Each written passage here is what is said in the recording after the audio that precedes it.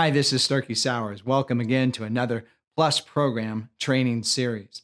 We've been talking about the immune system, so what I want to do today is kind of continue that conversation, so to speak.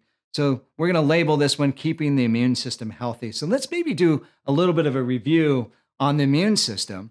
And so remember, there's some parts and pieces about the immune system as well. So but remember, the immune system kind of keeps foreign invaders like bacteria, viruses, fungi, parasites, and things of that nature from infecting our system, so to speak. And remember that our skin and our digestive system, called the integumentary system, is kind of the first line of defense.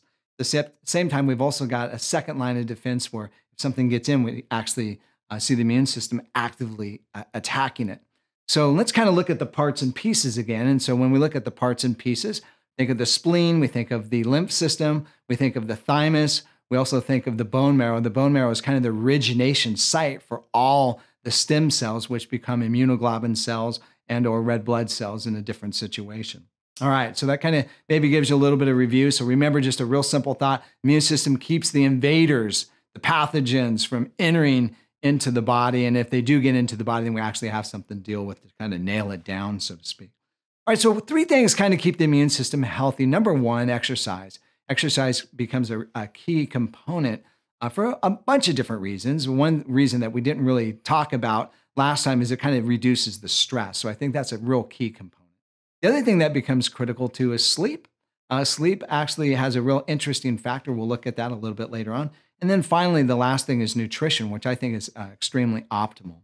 So what I'm going to do now is we're going to talk a little bit more about the lymph system. So when we look at the lymph system, one thing that we know about the lymph system is it's 2 to 3 times the length of the circulatory system. It also has some lymph glands, and you might have experienced like maybe some swollen glands in your neck or something like that. And that's kind of the trapping area. So if there's any bacteria, that gland kind of tightens up and it restricts it from going through, and it kind of screens it out, so to speak, and then the immunoglobulins can actually attack it and nail it down.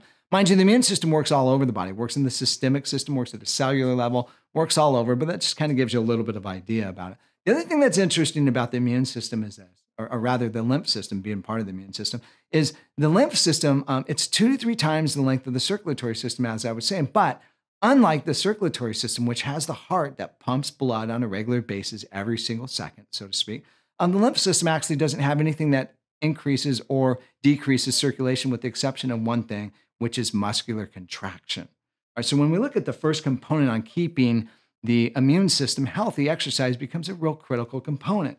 So what happens here is the fluids, so to speak, that are in the lymph system have to be moved on a daily basis. So exercise and muscular contraction is what makes this happen.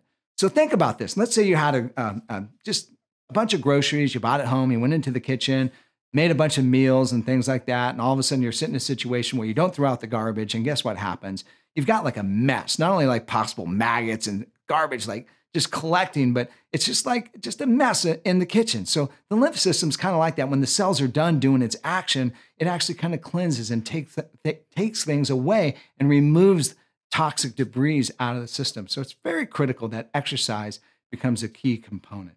All right, next is sleep.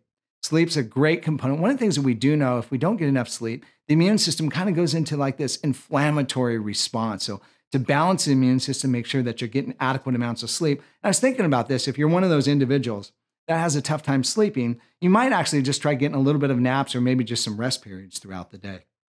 All right, so last on the list, nutrition. So when we think of nutrition, you got to think of some of the basics. First of all, the antioxidants are critical for not only helping make certain types of immune cells, such as like white blood cells, thymus cells, and things of that nature, but they also require other things such as antioxidants that facilitate this action more effectively. So vitamins A, vitamin C, vitamin E, as well as zinc and selenium are probably some of the more well-known antioxidants. With that said, where are you going to get them? You're going to obviously get them from food. So you got to make sure that you're eating right.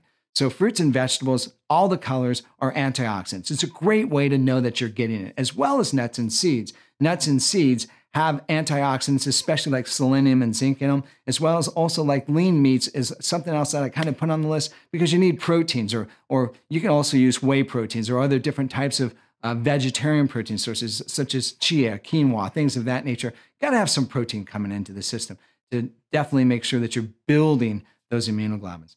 Next thing, no sugar. I know that's a tough one, especially during the holiday seasons. Sugar kind of paralyzes the immune system and prevents the immune cells from being able to activate and work exceptionally well. So lowering or maybe just getting that sugar almost down to nothing would be a huge advantage for keeping that immune system nice and healthy.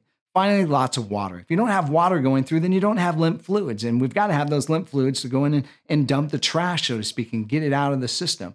So that kind of rounds out like the nutritional requirements. But the last thing I want to talk about is probiotics. Make sure that you're getting some probiotics either through foods, whether it's kimchi or whether it's kefir, acidophilus, yogurt, or something of that nature, or taking probiotics. Probiotics help the lymphatic system, especially in the gastrointestinal tract area, and they balance out and prevent the immune system from getting overstimulated. So a great key component that's really gotten a lot of notoriety in the last couple of years. So that kind of rounds out the pieces as well as the parts and the things to keep the immune system healthy. And what we're going to do in the next series is maybe look at some supplementations that might help you deal with the cold and flu season. This is Starkey Sowers. Thanks for being part of the Plus program series.